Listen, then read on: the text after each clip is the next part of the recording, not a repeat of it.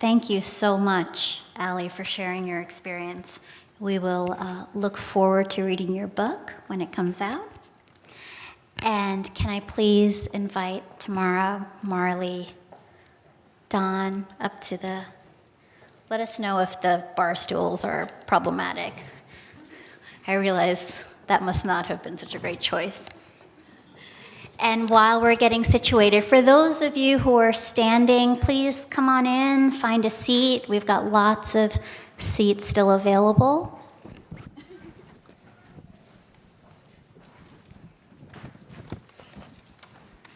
Hello, I'm Tamara, and I'm the mother to Marley.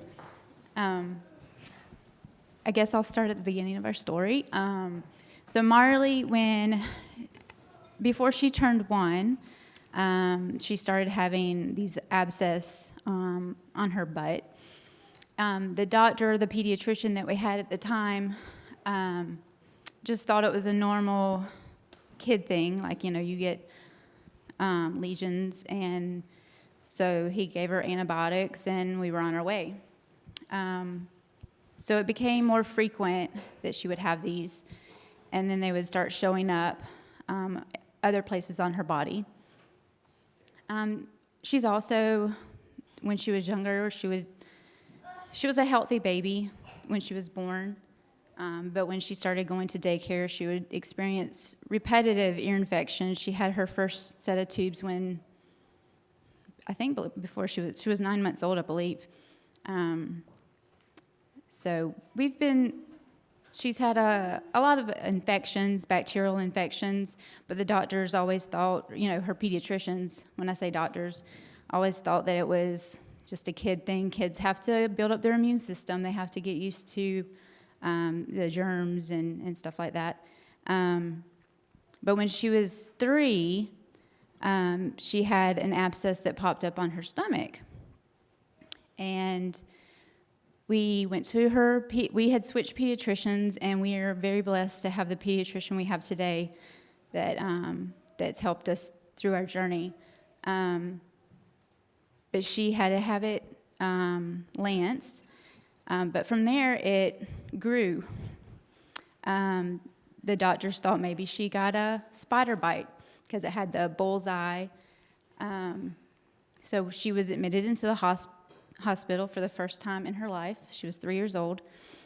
But she's always had a great personality, she would find the fun things, in all of it. With me, I've always, it was a devastating thing to see your child in such pain. So she was admitted into the hospital.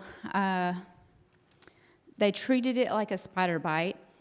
We were discharged after 4 days, and her fever spiked after 2 days of being discharged, and we were sent back to the hospital. And that's when things started slowly, I guess, coming together of what she was going to be diagnosed with. She was in the hospital for 5 weeks total. She had debridement on the area, and they finally determined that steroids maybe would calm it down because it was inflamed. She had high fevers. It was infected. It ended up being a Pseudomonas infection. So she has a nice scar on her stomach that I think it looks like a butterfly. And Marley names all of her scars. They're all pictures.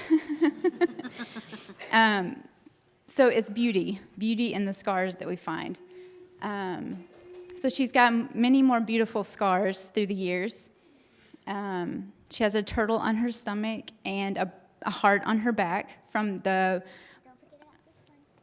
Oh, and that one is a cat, the one here.